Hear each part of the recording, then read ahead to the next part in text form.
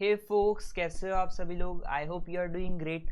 आज के लेक्चर में हम देखने वाले सेक्रेटरियल ऑडिट, उसके कंपनीज एक्ट के पहलू और एलओडीआर के पहलू, यानी कंपनीज एक्ट का सेक्शन 204 रूल 9, फिर सब्सिडरी क्या होता है, डीम्ड पब्लिक कंपनी पे कैसे एप्लीकेबल होता है, एलओडीआर रेगुलेशन का रेगुलेशन 24A, फिर 16(1)(c और 24 कैपिटल ए का एक एक्सेप्शन, उतना एक कुछ देखेंगे। और उसके साथ में पहले स्टार्ट टू अंडरस्टैंड कि सेक्रेटरियल ऑडिट ये क्या होता है एंड देन उसके सेक्शन एटसेट्रा देखेंगे।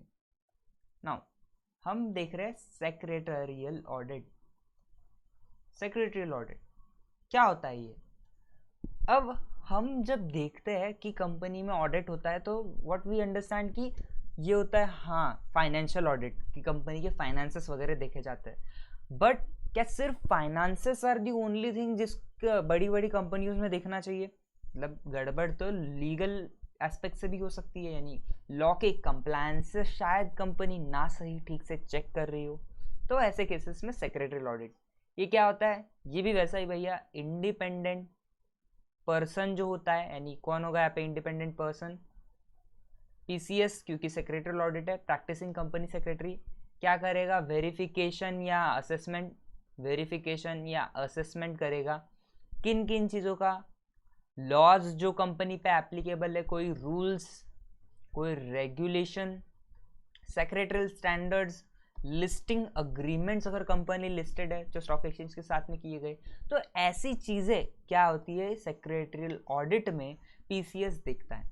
और देखेंगे इसके अलावा एग्जैक्टली इन स्पेसिफिक क्या क्या चीज़ें देखते हैं। तो without a further do let's get on with हमारा कंपनीज एक्ट के प्रोविजंस। ये कंपनीज एक्ट नहीं, ये तो एलओडीआर है। नाउ कंपनीज एक्ट क्या कहता है, आप ध्यान देना भी।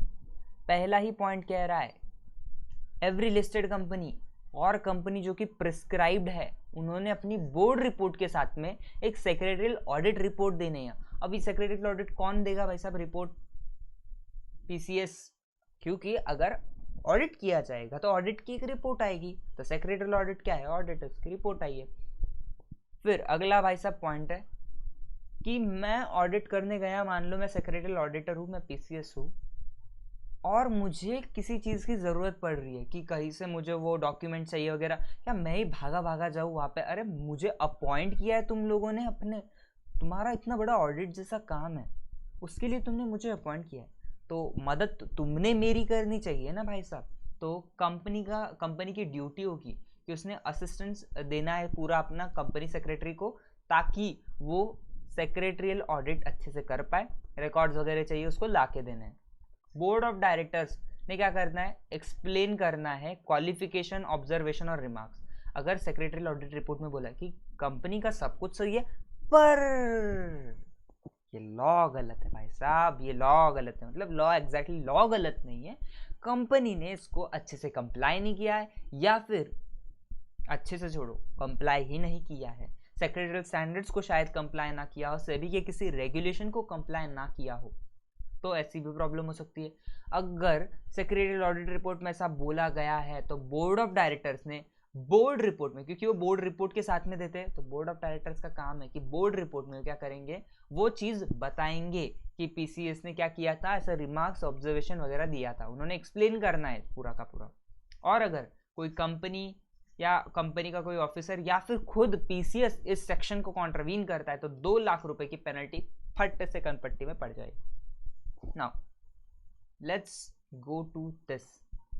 अब हमने देखा था कंपनीज को करना है सेक्शन 204 रीड विद रूल, कौन सा? Rule 9, section 204 read with rule 9। But sir एक मिनट, ये रूल 9 कौन सा वाला है? Rule 9 appointment and qualification of managerial remuneration, appointment and remuneration of managerial personnel, ये वाले जो रूल्स है, क्योंकि 204 उस रेंज में आता है तो वो रूल्स लगा लेना आपने। कौन से rules? Appointment and remuneration of managerial personnel, rules 2014। तो हर लिस्टेड कंपनी ने और हर पब्लिक कंपनी ने जिसका paid up share capital 50 crore से ज़्यादा या फिर टर्नओवर 250 करोड़ से ज़्यादा है, और लास्ट रिक्वायरमेंट, हर कंपनी पब्लिक हो या प्राइवेट हो जिसने बोरोविंग की है कोई भी बैंक या पब्लिक फाइनेंशियल इंस्टीट्यूशन से 100 करोड़ या उससे ज्यादा की, ऐसी कंपनीज को क्या करना पड़ेगा, पीसीएस भैया आओ हमारा सेक्रेटरियल ऑडिट कर दो और रिपोर्ट दे दो, ताकि हम हमारी जो बोर्ड रिपोर्ट है उसके साथ में उसको दे पाए। ऐसे 3 देना है बोर्ड रिपोर्ट में। फॉर्म कौन सा होगा, MR3, ये ध्यान देना, MR3। इस फॉर्म में उन्होंने क्या करना है, सॉरी पीसीएस ने, उन्होंने मतलब पीसीएस ने क्या करना है, अपनी रिपोर्ट देनी है और बोर्ड ने उसके जो भी क्वालिफिकेशन है वगैरह वो बताना है और पेनल्टी 2 लाख एकदम। अब देखते हैं अब क्या देखना है हमें, MR3 का फॉर्मेट भी देख लेते हैं, फिर हम कंपनीज एक्ट की तरफ, LODR की तरफ भी बढ़ेंगे। जस्ट अ सेकेंड, ये ICSI का मॉड्यूल है, ICSI का मॉड्यूल है, उसमें उन्होंने दिया था, तो ध्यान देना। Form MR3 secretarial audit for financial year ended, जो भी होगा वो बताना है, पूरी डिटेल्स ये पूरा भर के देना है। ये फॉर्मेट है, आप देख लेना। ये देखो यहाँ पे इन्होंने बताया कि कौन से कंप्लायंसेस इस सेक्रेटरियल ऑडिट रिपोर्ट में वो इंश्योर कर रहा है कि हाँ सही है। कंपनीज एक्ट, सिकरा यानी security contract regulation act, depositories act, उसके बायलॉज रेगुलेशन वगैरह, कंपनीज एक्ट का ऑफकोर्स यहाँ पे रूल्स वगैरह भी आएगा ही। फिर फेमा से रिलेटेड जो भी है वो, SEBI act and SEBI regulations, अब सेबी रेगुलेशंस आपको पता है ढेर सारी है। फिर अलग चीज़ें, laws specifically applicable to the company, cement industry में काम करने वाली कंपनी, बस सीमेंट से रिलेटेड जो भी लॉज लगेंगे वो वाले। फैक्ट्रीज एक्ट फैक्ट्री पे लगता है तो फैक्ट्रीज एक्ट वहाँ पे मेंशन करना अगर वो फैक्ट्री है तो। फिर सेक्रेटरियल स्टैंडर्ड जो ICSI ने इशू किए, लिस्टिंग अग्रीमेंट्स, ये सारी चीज़ें, और पूरा बाकी में वो रिपोर्ट करता है कि ये सही है वो सही है, ऐसे ऐसे। Okay, I think you got this as well. अब देखते हैं हम LODR के तरफ। आ गया regulation 24 capital A. Regulation 24 capital A बात करता है सेक्रेटरियल ऑडिट रिपोर्ट के बारे में। हर लिस्टेड एंटिटी और उसकी मटेरियल अनलिस्टेड सब्सिडरी, क्या बोला मैंने, मटेरियल अनलिस्टेड सब्सिडरी। लिस्टेड है अगर सब्सिडरी तो ऑब्वियसली उसको करना पड़ेगा, क्योंकि listed subsidiary is in itself क्या है, एक listed entity. But unlisted subsidiary है, हर अनलिस्टेड सब्सिडरी को नहीं, सिर्फ मटेरियल वाली अनलिस्टेड सब्सिडरी को। और कौन सी, incorporated in India shall undertake secretarial audit and shall also annex the secretarial audit report given by PCS in such form as may be specified with annual report. ये अलग है, वो अलग है, वो बोल रहे बोर्ड रिपोर्ट के साथ दो कंपनीज एक्ट में। ये क्या बोल रहे, लिस्टेड कंपनी का एनुअल रिपोर्ट के साथ में देना है। और दूसरा एक पॉइंट एक्स्ट्रा कि हर लिस्टेड एंटिटी का काम है, यहाँ पे मटेरियल एनालिस्ट सब्सिडरी का नहीं, सिर्फ लिस्टेड एंटिटी का। एक सेक्रेटरियल कंप्लायंस रिपोर्ट है, वो आपने क्या करना है, स्टॉक एक्सचेंज को देनी है साल खत्म होने के 60 डेज के अंदर अंदर, फाइनेंशियल ईयर एंड होने के, साल यानी फाइनेंशियल ईयर एंड होने के 60 डेज के अंदर। Simple. Now let's go back to the chart, क्या कहने हैं इनके देखते हैं। LODR 24A रेगुलेशन, हर लिस्टेड कंपनी और हर material unlisted subsidiary incorporated in India shall annex and with its annual report secretarial audit report submitted by PCS listed entity secretarial compliance report देगा साल खत्म होने के 60 डेज के अंदर अंदर टू स्टॉक एक्सचेंज। अब मेरी बात ध्यान से सुनना, what is material unlisted subsidiary. Regulation 16 का सब रेगुलेशन 1 का क्लॉज C बोलता है मटेरियल सब्सिडरी का मतलब, अरे अनलिस्टेड हो या लिस्टेड हो, लेकिन मटेरियल सब्सिडरी का क्या मतलब है, तो ध्यान देना, ऐसी सब्सिडरी जिसकी इनकम या net worth is more than 10% of consolidated income और net worth of listed entity and subsidiary. मतलब जो भी मान लो एक काम करते हैं, आप ध्यान देना, अच्छे से ध्यान देना, ये है मयूर लिमिटेड, ये है कौन सी भाई साहब, ये है बड़ी कंपनी, लिस्टेड है, बहुत बड़ी कंपनी। फिर इसकी A limited, B limited, C limited ये कंपनी है। अब ये सबका टोटल जो इनकम या फिर नेटवर्थ आता है, इनकम या फिर नेटवर्थ जो भी आएगा, अब इनकम और नेटवर्थ को अपन एक नंबर नहीं लेके चल सकते। मान लो 10 करोड़ का नेटवर्थ है, छोटा सा ले लिया, लेकिन मान लो 10 करोड़ का नेटवर्थ है मेरा, अकेले का, मयूर लिमिटेड का, और ये तीनों का अगर जोड़ दूं तो 20% आएगा, सॉरी 20 करोड़ आएगा, ऐसा कुछ मान लो। तो एक काम करो, कंसोलिडेटेड 30 करोड़ का नेटवर्थ है कंसोलिडेटेड, मतलब कंसोलिडेटेड, समझे? कंसोलिडेटेड का क्या मतलब है? A plus B plus C plus Mayur limited का मिला के 30 करोड़ है। अब इस 30 करोड़ का सुनना, अच्छे से ध्यान देना। हमने बोला कि जो ए लिमिटेड है, कौन सी? ए लिमिटेड, ये 5 करोड़ का नेटवर्क इसका है, बी का छोटा सा 2 करोड़ का, और ए का तो, सी का तो 1 ही करोड़ का, तो 5, 2 और 1। तो इनमें से कौन सी सब्सिडरी, तीनों तो सब्सिडरी, तो कौन सी सब्सिडरी मटेरियल है? तो हम क्या करेंगे, 30 करोड़ है ना टोटल देखना है, सिर्फ मयूर लिमिटेड में टोटल होके 30 करोड़ है, तो 30 करोड़ का 10% कितना आता है? सर ये तो 3 करोड़ आता है, तो ये तो 3 करोड़, ये भी नहीं है, ये भी नहीं है, तो ये भाई साहब A is the material unlisted, unlisted नहीं बोल सकते, मटीरियल सब्सिडरी, लिस्टेड हो या ना हो कुछ घंटा फर्क नहीं पड़ता, सिर्फ अंडरस्टैंडिंग में कि what is material subsidiary. But इधर अगर रेगुलेशन 24A में देखना है तो बहुत फर्क पड़ता है, अनलिस्टेड कंपनी भी इधर के ढांचे में आ जाते हैं। अब एक बस छोटा सा पॉइंट है, आपको ध्यान नहीं भी दिया तो चलेगा, बहुत बड़ा नहीं। रेगुलेशन 24A जो है ना, वो अप्लाई नहीं करेगा ऐसी लिस्टेड एंटिटी को जिसका भाई साहब पेड अप शेयर कैपिटल सिर्फ 10 करोड़ तक है, और I am sorry about this, यहाँ पे एंड होना चाहिए, and paid up share capital सिर्फ 10 करोड़ तक है, एंड नेटवर्थ 25 करोड़ तक है, बस इतना सा छोटा मोटा, क्या बात कर रहे हो? तो ऐसी कंपनी को सेक्रेटरियल ऑडिट रिपोर्ट देने की जरूरत नहीं है एज पर LODR रेगुलेशंस, मतलब 24A करना ही नहीं, ना ऑडिट रिपोर्ट देनी, ना वो सेक्रेटरियल कंप्लायंस रिपोर्ट देनी है। ओके, बहुत सिंपल। अरे इवन कंपनीज एक्ट में देखो यार, paid up share capital 50 crore की बात कर रहे हो और तुम लिस्टेड एंटिटी 10 करोड़ भी नहीं हो, क्या बात कर रहे हो तुम? ओके, नाउ अब ये चीजें देखनी है हमें। इससे पहले हम एक बार ये जो LODR में हमने पढ़ा है इसको अच्छे से समझ लेते हैं। सुनो, अब देखना एप्लीकेबिलिटी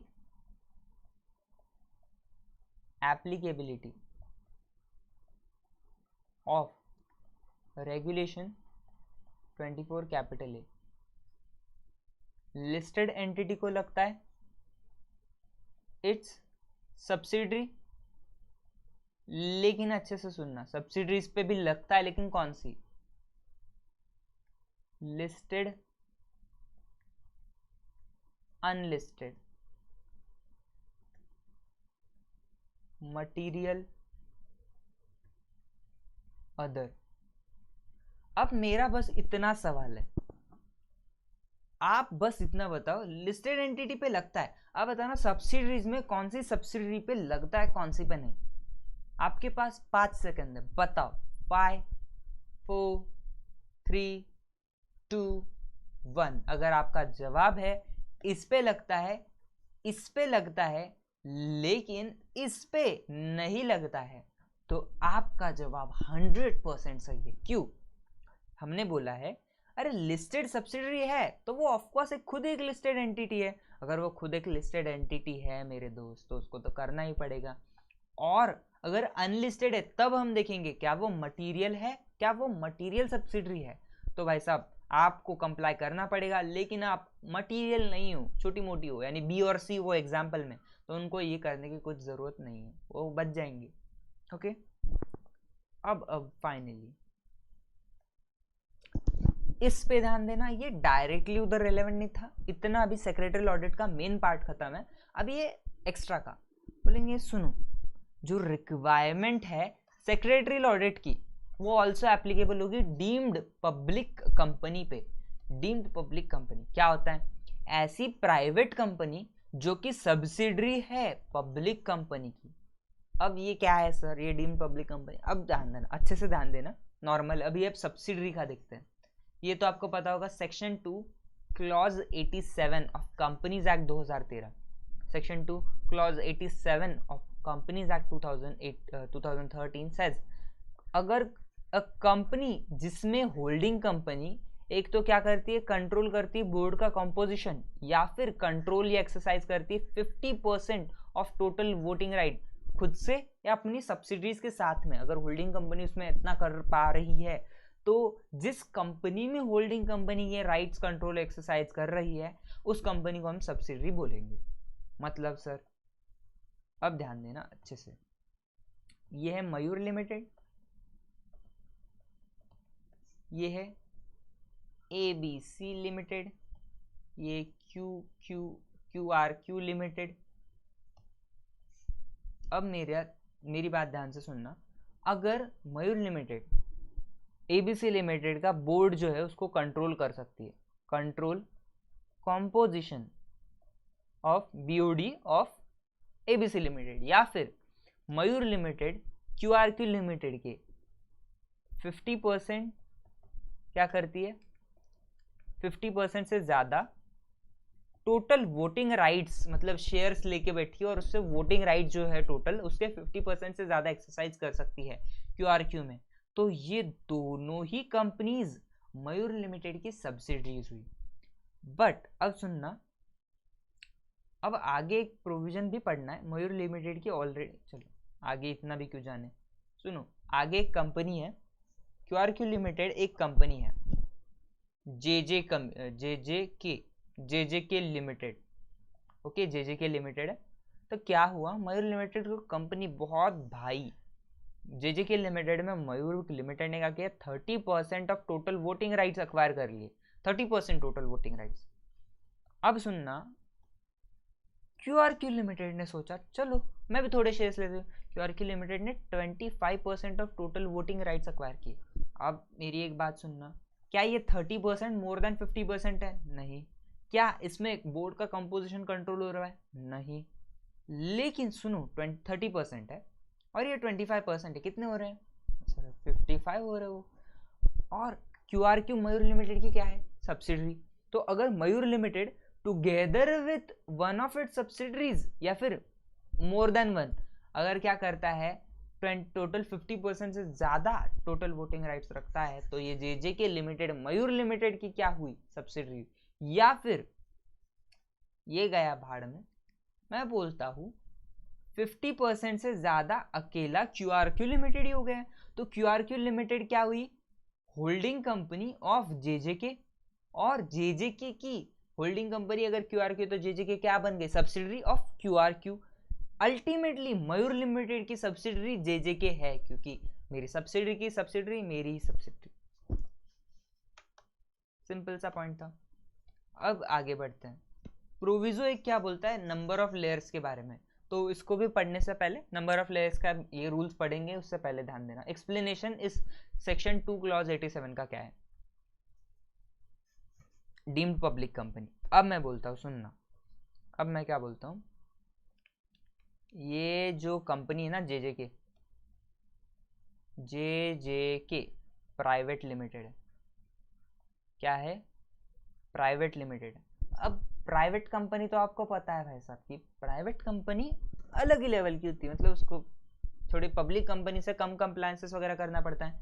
लेकिन इफ JJK लिमिटेड क्या है, सब्सिडरी है, सब्सिडरी है ऑफ मयूर लिमिटेड। और मयूर लिमिटेड क्या है, आपकी लिस्टेड कंपनी है, या फिर लिस्टेड छोड़ दो नहीं भी है लेकिन पब्लिक कंपनी है मयूर लिमिटेड। मयूर लिमिटेड क्या है, पब्लिक कंपनी है। तो ऐसे केस में अगर even if it is a private company which is held as a subsidiary by a public company, तो इस कंपनी को हम क्या बोलेंगे, deemed public company, deemed public company. तो इसको मान लेंगे कि ये क्या है, public company for compliances purposes. इसको बेनिफिट्स वगैरह नहीं मिलेंगे, आप कंप्लायंस करो। अगर नहीं मिलेंगे तो इसका क्या मतलब है, इसका ये मतलब है, अगर सुनना, हमने अभी एक प्रोविजन पढ़ा है यहाँ पे ऊपर, इसको छोड़ दो, ये वाला पॉइंट छोड़ दो, ये तो हर कंपनी पे, ये क्या है, पब्लिक कंपनी। तो ये जो लिमिट्स है ना PSC और टर्नओवर की, तो ये एप्लीकेबल हो जाएगी JJK लिमिटेड पे। क्यों, क्योंकि वो डीम्ड पब्लिक कंपनी, सिंपल। तो समझे, that is how it is going to happen. अब आगे सुनना, अगले कुछ पॉइंट है कि हमने बोला controls the composition of board. What do you mean by controlling the composition of board? ये बोर्ड का कंपोजिशन कंट्रोल करना मतलब क्या? तो बीइंग एबल टू अपॉइंट और रिमूव मेजॉरिटी ऑफ डायरेक्टर्स। अरे मैं मयूर लिमिटेड, मेरी जब चाहे मर्जी हो मैं क्यूआरक्यू लिमिटेड के आधे डायरेक्टर हटा लूँ, आधे से ज़्यादा डायरेक्टर वापस लगा लूँ, मेरी मर्जी। तो भाई साहब मैं कंट्रोल करता हूँ तुम्हारी कंपनी को, याद रखो। कंपनी में यहाँ पे इंक्लूड करते बॉडी कॉर्पोरेट, सिर्फ कंपनी यहाँ पे बॉडी कॉर्पोरेट भी इंक्लूडेड है। लेयर का मतलब है सब्सिडरी। लेयर यहाँ पे इन्होंने वर्ड दिया नंबर ऑफ लेयर्स, तो यहाँ पे लेयर का मतलब है सब्सिडरी। तो समझो company restriction on number of layers rules, ये क्या बोलता है? No company shall have more than 2 layers of subsidiary. Sir ये क्या है? बहुत सा सिंपल सा पॉइंट है। यही एग्जाम्पल को कंटिन्यू करते हैं। अब मेरी एक बात सुनना, आपको मैं अभी एकदम सीधी भाषा में बताता हूँ।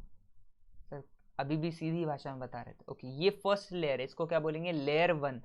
क्या है ये? फर्स्ट सब्सिडरी कौन हुई? मयूर लिमिटेड की क्यूआरक्यू। क्यूआरक्यू क्या हुई? First subsidiary. अब सेकेंड लेयर भाई साहब हमारी कौन सी बनी है? जेजेके वाली। ये क्या हुई? सेकेंड लेयर हुई। मतलब जेजेके प्राइवेट लिमिटेड जो है, हमें समझ में आ रहा है कि जेजेके प्राइवेट लिमिटेड सेकेंड लेयर में, यानी ये सेकेंड सब्सिडरी हुई एक लेयर में। वैसे तो एबीसी भी है, लेकिन एक लेयर में देखो, एक के बाद एक के बाद एक। तो ये क्या बोल रहा है? एक्ट में लिखा है जेजेके लिमिटेड अगर बोल रही थी मैं PQR लिमिटेड को भी अपनी सब्सिडरी बनाऊंगी, यानी लेयर 3। इल्ले इल्ले इल्ले, लेयर 3 नहीं करना है। लेकिन सुनो, क्या मयूर लिमिटेड PQR में खुद से इन्वेस्टमेंट कर सकता है? PQR लिमिटेड में क्या मयूर खुद से सब्सिडरी उसको बना सकता है? या फिर क्या मयूर लिमिटेड थ्रू अपनी ABC यहाँ पे कर सकता है? चलता है 2 लेयर्स कैसे भी। सुनो फिर से एक बार सुनना, मयूर लिमिटेड है ये ना, ये ए कितना गंदा होता है? ABCDEF, ऐसी कितनी भी कर सकता है। रिलायंस की 108 सब्सिडरी है, तो ऐसा जो मयूर लिमिटेड है ना, ऐसा कितनी भी बार कर सकता है। बट फॉरबिडेड क्या है? ये 1 2 ये 3 ये नहीं चलता है। बट एक एक्सेप्शन है कि अगर आप कोई मयूर लिमिटेड अगर बैंकिंग कंपनी होती, गवर्नमेंट कंपनी होती, या एनबीएफसी होती, कौन सी? Systematically important registered with RBI, systematically important NBFC registered with RBI, या फिर कोई insurance company registered with insurance वाली जो अपनी अथॉरिटी है, IRDAI, इंश्योरेंस रेगुलेटरी अथॉरिटी जो है, अगर उसके साथ में रजिस्टर्ड है तो भाई साहब 3 से ज्यादा लेयर कर लो। मान लो SBI है, नीचे आपको SBI दिख रहा होगा। SBI ने A लिमिटेड में इन्वेस्ट किया, B में किया, C में किया, D में किया, 1 2 3 4 चलता है समझे? गवर्नमेंट कंपनी के केस में भी वही है। गवर्नमेंट कंपनी का पे जो एक्ट में डिफाइंड है वो वाला। तो देखो इजीली वी हैव डन। और बस एक लास्ट क्या करते हैं ना, लेक्चर खत्म करने से पहले रिवाइज कर लेते हैं। सेक्रेटरियल ऑडिट, कंपनीज एक्ट के section 204 with rule 9, section 204 with rule 9 and LODR। भाई साहब LODR जो है उसका रेगुलेशन नंबर कौन सा? 24 कैपिटल ए। बहुत सिंपली देखना, हर लिस्टेड कंपनी, पहला पॉइंट। दूसरा पॉइंट, हर पब्लिक कंपनी जिसका पेड अप शेयर कैपिटल कितना हो, 50 करोड़ या उससे ज़्यादा, या फिर टर्नओवर कितना हो इसका 250 करोड़ या उससे ज़्यादा, या कोई भी कंपनी, एनी कंपनी जिसकी बोरोविंग जो है पब्लिक फाइनेंशियल इंस्टीट्यूशन और बैंक से कितनी हो, 100 करोड़ या उससे ज़्यादा। तो इनको क्या करना पड़ेगा? फॉर्म MR3 में PCS से अपनी बोर्ड रिपोर्ट के साथ में एक सेक्रेटरियल ऑडिट रिपोर्ट लगवानी पड़ेगी। किसके साथ में? विथ अपनी बोर्ड रिपोर्ट।